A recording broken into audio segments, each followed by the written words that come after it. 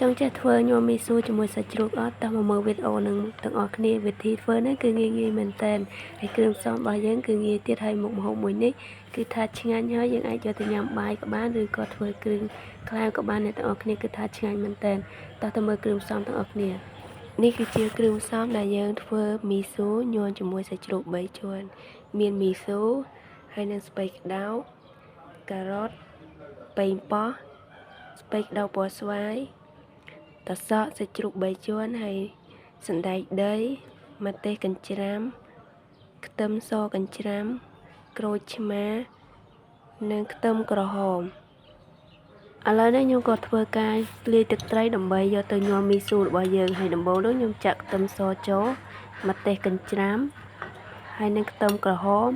ឥឡូវនេះគឺខ្ញុំបានចាក់គ្រឿងទាំងអស់នឹងចូលហើយបន្ទាប់មកទៀតខ្ញុំក៏យកទឹកត្រីដើម្បីមកចាក់ហើយទឹកត្រីនេះគឺខ្ញុំដាក់6ស្លាបព្រាអ្នកទាំងអស់គ្នាហើយនឹងស្ករស3ស្លាបព្រាប៊ីចេង1ចុងស្លាបព្រា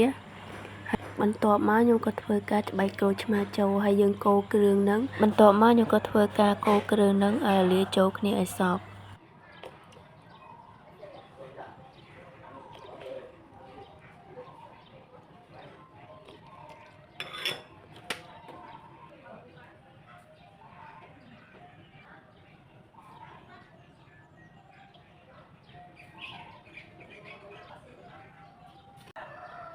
ក្រូចឆ្មាខ្ញុំច្បាច់នឹងគឺថាទឹកច្រើនមែនតើហើយខ្ញុំដាក់វាតែ2ចំណិតទេគឺជូរមកល្មមអ្នកទាំងអស់គ្នា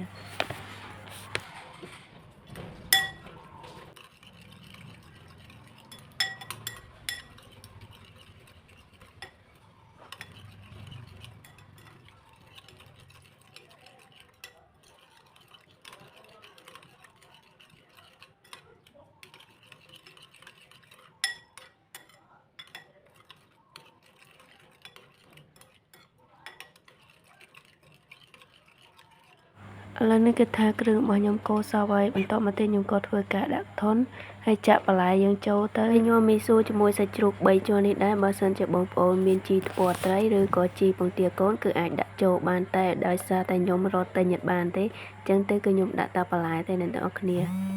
ញ៉ាំមីស៊ូជាមួយសាច់ជ្រូក3ជាន់នេះគឺឆ្ងាញ់មែនតើកប់សេរីយក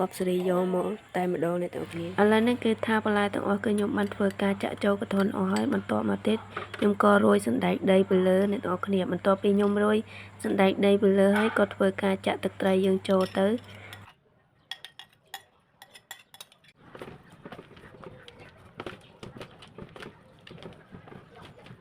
បន្ទាប់ពីយើងចាក់ទឹកត្រីរួចហើយយើងក៏កូរច្បល់ជាមួយទឹកត្រីហើយបន្លែហ្នឹងឲ្យវាចូលជាតិគ្នាមកគឺប៉ុណ្ណឹងជាការស្រេចហើយអ្នកនរគ្នាហើយវីដេអូរបស់ខ្ញុំគឺមានតែប៉ុណ្្នឹងទេហើយញ៉ាំមីស៊ូរបស់ខ្ញុំក៏ដល់ទីបញ្ចប់ហើយជួបខ្ញុំនៅពេលក្រោយម្ដងទៀតបាយបាយ